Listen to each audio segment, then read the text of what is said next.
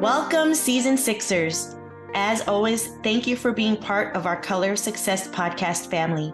I'm your favorite host, Dr. Stephanie J. Wong. Keep your eyes peeled for my brand new book coming out. It's called Cancel the Filter, where I share my experiences in the realm of mental health, both professionally and personally. Subscribe to colorsuccesspodcast.com to be on our waiting list. Seats are limited and being filled as we speak. We're also streaming on all your favorite platforms and socials. Whether you're on the go or comfy on the couch, you can tune in at your own comfort. As you know, we love growing discussions with our guests from our AAPI and minority communities. With so many friends and experts from different aspects of life, we love learning their stories and understanding what their success means to them. Let's get into it. Juliet Hooker is a leading thinker on democracy and race who has written extensively about racial politics in the United States and Latin America. She is currently the Royce Family Professor of Teaching Excellence in Political Science at Brown University. Before that, she was a faculty member at the University of Texas at Austin. She is the author of Black Grief, White Grievance, The Politics of Loss. Hi, Juliet. Thank you so much for joining me today on the show. Thanks for having me. I am so excited to talk about your new book, Black Grief and White Grievance. Let's get into this. I love the title, and I'm sure people are very curious to understand a little bit more about what you wrote about. So can you tell us more? Absolutely. So the book is looking at contemporary politics in the United States and arguing that a lot of political mobilization is happening in response to perceptions and the reality of loss. And so I look at Black grief and white grievance as two ways in which people are mobilizing politically in response to loss, but of course they're not equivalent. And so one of the things that I talk about is that Black grief, I mean the ways in which people are responding to things like the killings of unarmed Black people by police officers and using their grief and anger over those deaths to try to create policy change. And then on the other hand, thinking about white grievance, I talk about it in the book really as a form of anticipatory loss, right? The sense that there is change happening in the United States, particularly demographic change, and that people really feel like they're being displaced from the rightful center of US politics and are therefore responding with this narrative of victimhood and of grievance and resentment and trying to shore up what they see as their threatened dominant position. With all the book bans and all the politics that go along with that as well. Again, these are our own beliefs. Does not represent the government or anything of that nature. But what is your understanding or conceptualization of the historical aspects that have led up to this point? That's a really good question. So in the book, one of the things that I talk about is the way in which neither of these things are new. If we look back historically, there are examples of Black people using, right, or having to resort to these mourning publicly the deaths of their loved ones, often as a result of direct white violence. If you think about lynching, and using that to try to mobilize people to try to get justice for their dead. I talk, for example, one of the historical moments that I write about is the funeral of Emmett Till and the efforts of his mother, who becomes an activist after his death to tell his story, and how this has become a kind of iconic example of grieving activism. So there's a long history, I think, of this kind of mobilization in response to loss, because losses, unfortunately, one of the arguments that I make in the book is that loss hasn't been equally distributed in the United States. And so Black people have had to share a greater number of losses. And, the same thing goes for white grievance not being new. So in the 1960s, MLK was talking about the white backlash that he was already seeing happening immediately after the civil rights laws that the movement had fought for were enacted, right? He's seeing the hardening of white resistance, and he's talking about how that's only going to get worse as you move from these sort of easier victories to the kind of transformations that he thought needed to happen for there to be equality in the United States. So, one of the things that you mentioned was the weaponization of white grievance. And there have been personal experiences where when you do bring attention to this idea of white privilege, that there is quite a bit of pushback. And so could you tell us more a little bit about this weaponization and what can we do about that? If we can't talk about it, if we can't call it out, some people feel like, well, what's the point of even saying anything at this point? But that's not the attitude that most of us want to take. Mm-hmm. No, I think again, that's a really good question. I have a colleague who talks about how we, in her work, about how we've come to really misunderstand how racism works, and that has made it difficult for us to respond to it, right? So often, what you have is if there's, I think talking about personal interactions, right? If there is something that happens that is simply, so somebody repeats a racist stereotype or they make an inaccurate claim based on these assumptions. So for example, if people say things like, well, Black people or people of color are, abusing welfare. Well, in fact, most welfare recipients are actually whites. That's just a matter of fact. But people can become, I think, feel like they're being accused of being racist if they say or do something, and then they respond by saying, I'm the victim, right? How dare you question my character? And then it becomes this thing where, you're the mean person, right? The angry person, and nobody can listen to what you're saying. So I think there is this pattern where when white people feel like they're having to be accountable to other people, that they respond with this sense of victimhood, right? That I am somehow being oppressed by having to actually listen to your concerns and take them seriously, or being called to say, this isn't equitable. You need to do this in a different way. And so I think this is the pattern that we see. We're approaching an election year. And so there's going to be a lot of information thrown at everyone. And so how do we keep ourselves informed in terms of what sources are credible? I chuckle because that is even, a source of debate many times. But how are we going to educate ourselves on interpreting things and making sure that we're not making overgeneralizations or even harming other people?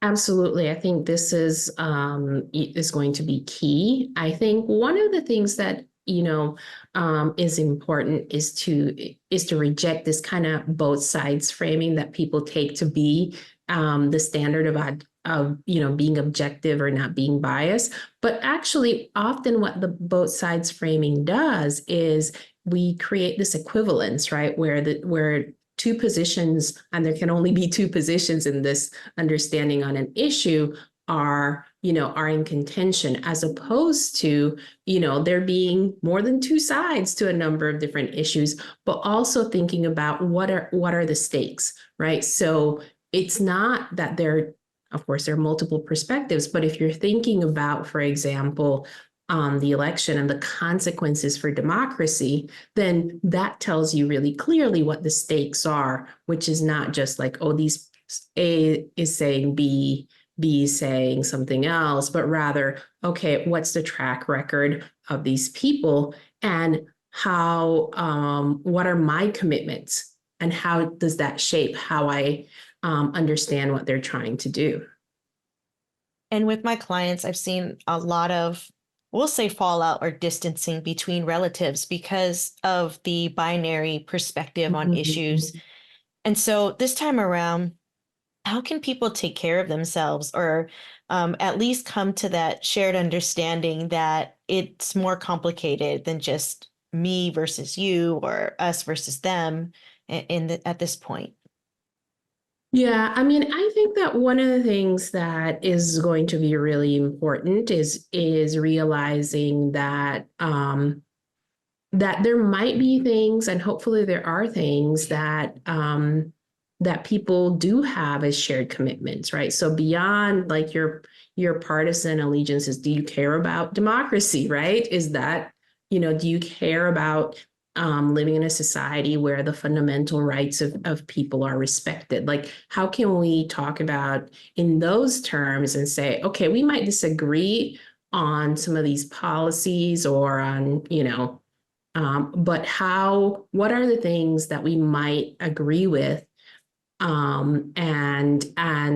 There might be people who, so for example, if you reject the idea of democracy because you think you don't agree with the decisions of the majority, that's a pretty difficult position for somebody to have and to still be a good citizen. So I think there are ways in which we can think about these questions in a more fruitful way, thinking about what are our commitments that we share.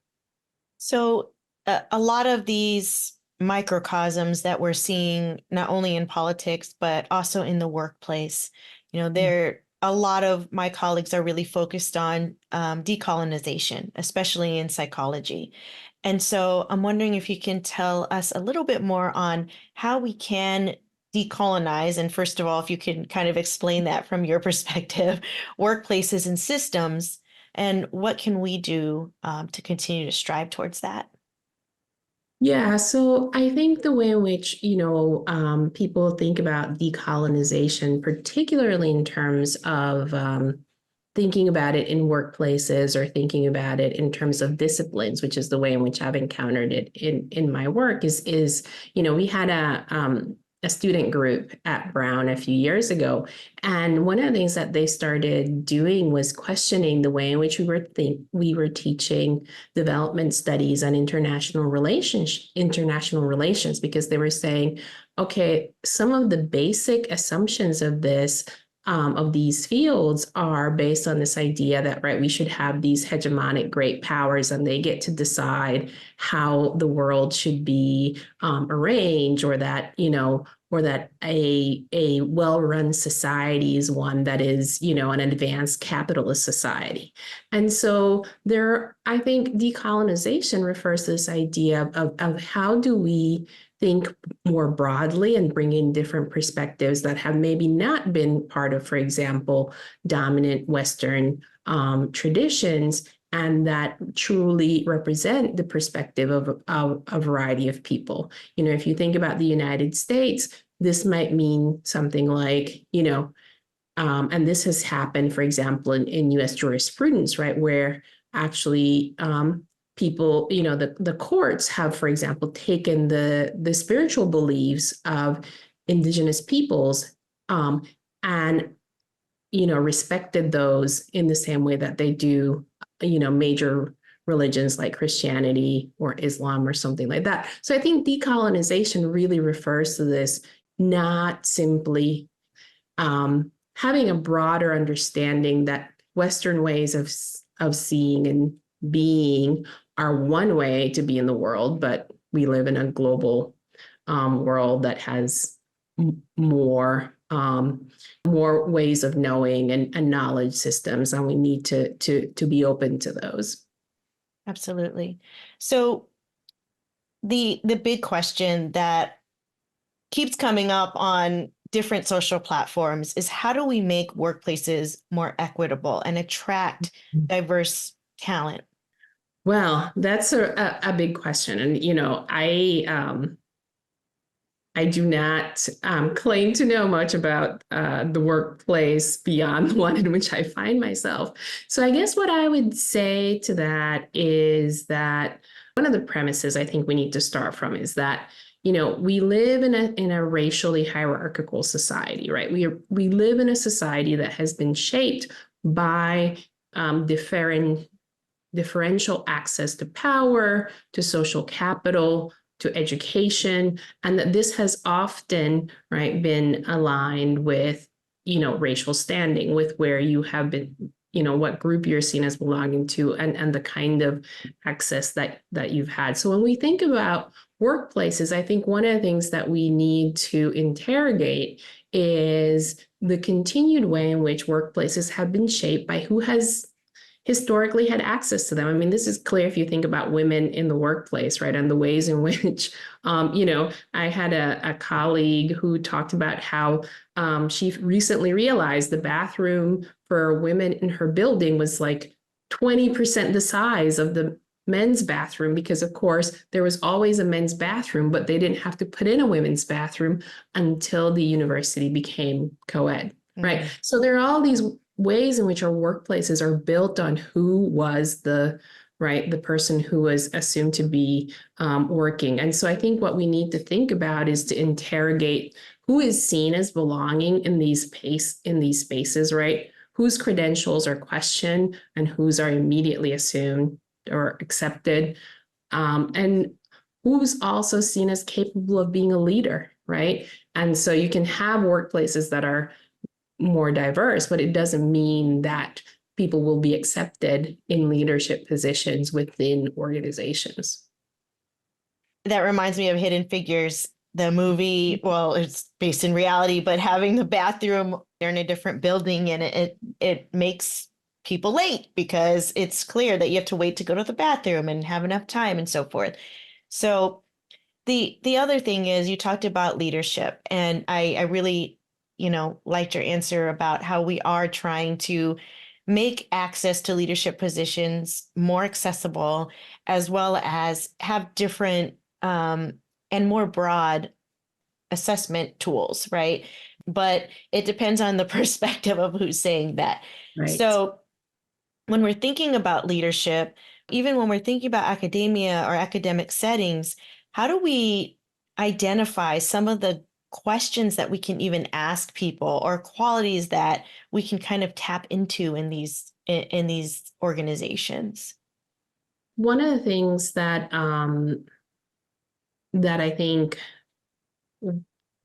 we need to be really clear about is, there are these, I think, mistaken, right, beliefs that people often mobilize to, let's say, in critiques of DEI, of diversity, equity, and inclusion programs, of affirmative action, where it's like, where the assumption is that, and I'm thinking about higher education in particular, right, that there was this golden age of meritocracy where people only got in based on, on the merits, and that this was somehow all overturned as soon as you started letting people of color into these institutions, and particularly had affirmative action or other kinds of programs for greater equity in place. But of course, the reality was that wasn't the case at all, right? That in fact, these institutions were even less meritocratic because they were pulling from these very small pools of people, right? And that these are efforts really to actually make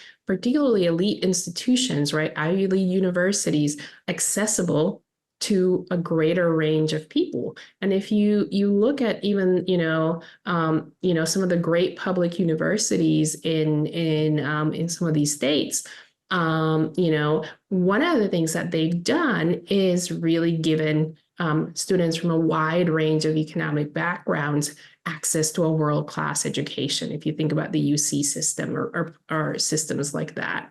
And so I think one of the things that we need to think about is to think about diversity as a strength, right? That opening up spaces for people to educate themselves is absolutely something that we should strive for as a society, rather than having this mentality that we need to hoard these opportunities for the smallest possible number of people.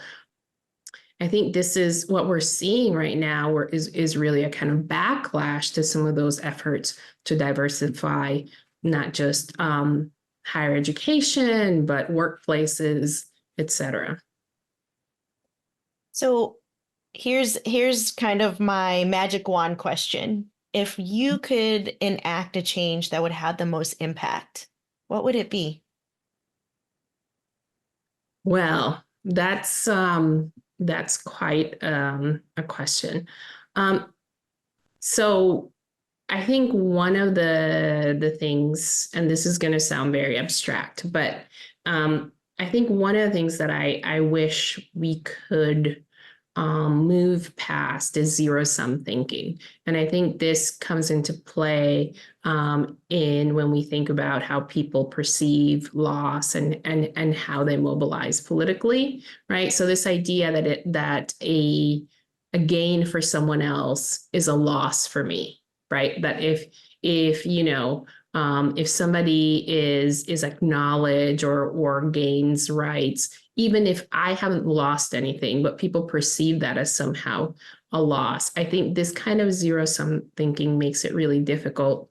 I think to do anything. I think it makes it difficult to expand rights for people to have societies that take care of their citizens. I think it leads to these kind of hyper competitive workplaces, right, where people can't work together because, oh, if I help you and you do well, that's somehow not good for me. So I think that would be one thing that I would like to see us learn to move past.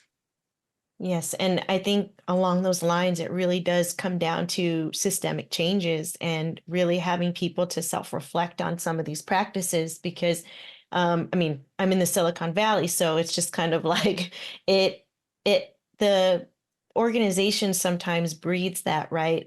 There's some Mhm. reality to it. There's only a certain amount of promotion opportunities and that can sometimes bring out the worst behaviors among people. And so, if there is a more collaborative environment, then hopefully that can move us away from that. So, any question that I didn't ask you that you just I need to get some information out there to the public.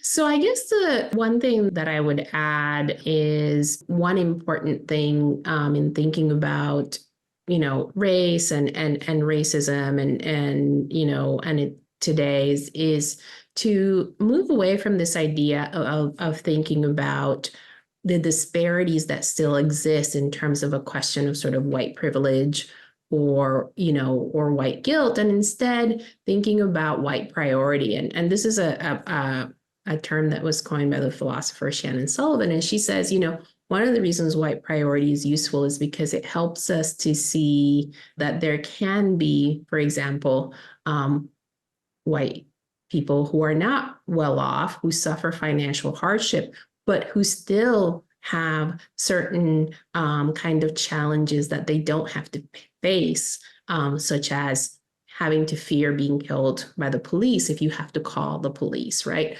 So I think part of what I hope is that my book and that of many others will help us to see some of these dynamics more clearly. Absolutely. And bonus question, how do you take care of yourself when you are diving into some very emotional topics? And I will say that emotional because for many of us that are researching these things, even though there's theoretical aspects that we're thinking about it, intellectualization, there's still an emotional connection to the content. So how do you maintain some level of self-care in all of that? Yeah, that's a really good question. I think that writing this book was difficult in many ways, right? It's a book about loss, and there kept being all kinds of losses to think about as I was writing. But I think one of the things that has been helpful for me is trying to think about, I was really inspired and moved um, by a lot of the people that I was writing about, and the ways in which they managed to find ways to celebrate life, even as they were engaging in these kinds of really heroic forms of activism. So I think for me that's one of the lessons. Is that even as we're doing this kind of work in whatever way we find ourselves to hopefully make positive change, that we need to also have a grounding in family and community and friendships and things that sustain us, because you can't do the kind of activism that I write about in the book if you are yourself totally depleted. So well said. And thank you so much for all your contributions to making the world a better place, because we need people like you to do that and really talk about things in a very thoughtful manner, and not inciting, bipartisan kinds of thinking. I really do believe in the gray, and that I have hope that we can come together and really think about a lot of these major factors that really influence the way that we interact with people. So, and with that, where can we learn more about your work and purchase your book? Well, it's available on Amazon and the Princeton University Press website. There's the audio versions, as well as digital versions, so you can get it on Kindle. And you can go to juliethooker.com to see where I'm having events, and maybe you can come out and hear me talk about it in person. Thank you so much. Thank you. Thanks for having me. I am so excited to announce that my book, Cancel the Filter: Realities of a Psychologist, Podcaster, and Working Mother of Color, is now available on Amazon through Kindle or a paperback copy. So get yours today. The link is in the description